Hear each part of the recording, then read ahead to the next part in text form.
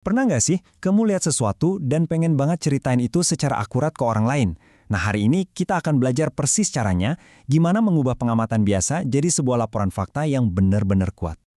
Kita semua kan setiap hari dibanjiri informasi. Tantangannya tuh gimana caranya kita misahin mana yang beneran fakta dan mana yang cuma opini atau noise aja. Itulah yang bakal kita bedah sekarang. Kuncinya itu ada di cara kita melihat. Jadi bukan lagi sekedar nebak-nebak, tapi kita bertindak kayak detektif yang secara aktif memindai atau nge-scan petunjuk buat nemuin fakta yang sebenarnya, tanpa asumsi apapun. Terus, apa sih yang bikin sebuah laporan itu benar-benar kuat? Ada 3 pilar utamanya. Pertama, datanya harus objektif, bukan perasaan atau opini. Kedua, dasarnya harus fakta yang bisa dicek kebenarannya.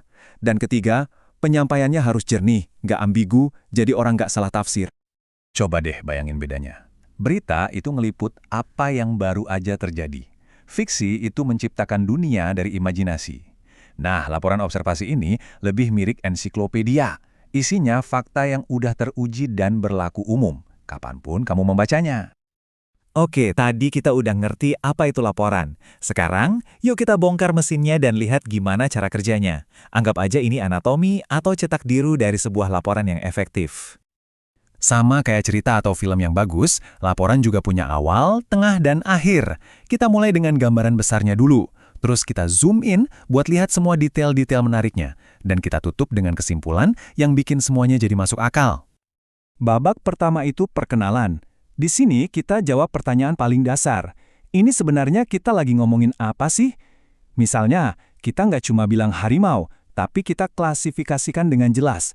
Harimau Sumatera, spesies yang terancam punah. Jelas kan? Nah, sekarang waktunya zoom in. Disinilah semua detail-detail serunya keluar. Ciri-ciri fisiknya gimana, dia tinggal di mana, kelakuannya seperti apa. Ini adalah jantung dari laporan kita, tempat kita menyajikan semua temuan penting. Dan yang terakhir, kesimpulan. Walaupun kadang dianggap nggak wajib, bagian ini justru penting banget. Disinilah kita nyambungin semua titik-titik fakta tadi dan ngejawab pertanyaan paling krusial. Terus, kenapa semua ini penting? Ini yang mengubah data jadi punya makna. Kalau struktur yang kokoh itu ibarat kerangkanya, maka bahasa adalah daging dan otot yang bikin laporan itu hidup. Yuk kita lihat gimana cara milih kata yang tepat biar laporan kamu jadi jauh lebih berbobot. Gini, kredibilitas laporan kamu itu sangat bergantung sama bahasa yang kamu pakai. Gunakan nada yang profesional dan objektif. Artinya, laporkan apa yang kamu lihat, bukan apa yang kamu rasakan. Setiap kata harus setajam pisau bedah. Presisi itu segalanya. Sederhananya gini, hindari bahasa gaul atau bahasa ngobrol sehari-hari. Bukannya salah, tapi tujuannya beda. Daripada nulis gede banget, kita pakai frasa yang lebih terukur, kayak berukuran besar. Tujuannya untuk kejelasan dan formalitas. Spesifik itu kunci. Jadi daripada pakai kata umum unggas, langsung aja sebut ayam. Dan jangan takut pakai istilah teknis kayak ekosistem atau karnivora kalau memang itu kata yang paling pas. Ini bakal ngasih bobot dan otoritas ke laporan kamu. Oke, kita udah punya fondasi yang solid nih. Strukturnya jelas, bahasanya presisi. Gimana kalau kita bawa semua ini ke level berikutnya, ke medium yang lebih modern dan visual? Mari kita bawa laporan kita dari selembar kertas ke layar kaca.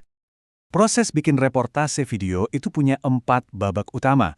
Dimulai dari perencanaan matang di pra-produksi, lalu eksekusi di lapangan pas-produksi, kemudian merakit semua potongan jadi satu di pasca-produksi, dan akhirnya membagikannya ke dunia.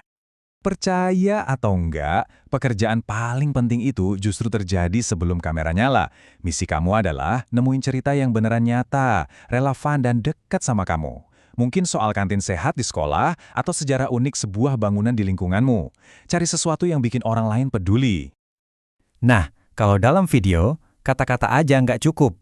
Disinilah tantangan serunya. Gimana kita mengubah sebuah klaim atau fakta menjadi bukti visual yang nggak bisa disangkal?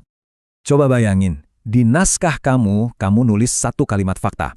Sekolah ini dilengkapi fasilitas inklusi yang memadai. Oke, itu adalah sebuah klaim, sebuah pernyataan.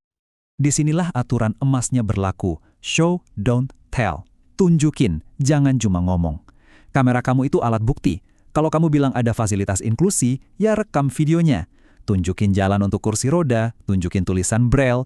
Itulah yang namanya B-roll, bukti visual yang mendukung kata-katamu. Anggap aja ini kayak duet yang sempurna. Narasi kamu itu liriknya, dan visual atau B-roll kamu itu musiknya. Keduanya harus sinkron, harus jalan bareng. Jadi pas kamu ngomongin sesuatu, penonton harus ngelihat buktinya di layar pada saat yang bersamaan. Nah, ini dia rangkuman dari semua yang kita bahas dari tadi. Anggap aja ini contekan andalan kamu, sebuah checklist biar nggak ada satu langkah pun yang kelewat. Dari ide pertama, sampai karya kamu bisa dinikmati banyak orang. Jadi, ingat ya, saat kamu pegang kamera atau pena, kamu itu jadi matanya orang lain. Misi kamu bukan untuk ngejudge atau menghakimi, tapi untuk melihat dengan jernih dan melaporkan kebenaran apa adanya. Di sekeliling kita tuh banyak banget cerita dan fakta yang nunggu buat diungkap. Nah, sekarang giliran kamu. Coba deh lihat sekeliling kamu. Kira-kira cerita apa yang nunggu buat kamu temukan?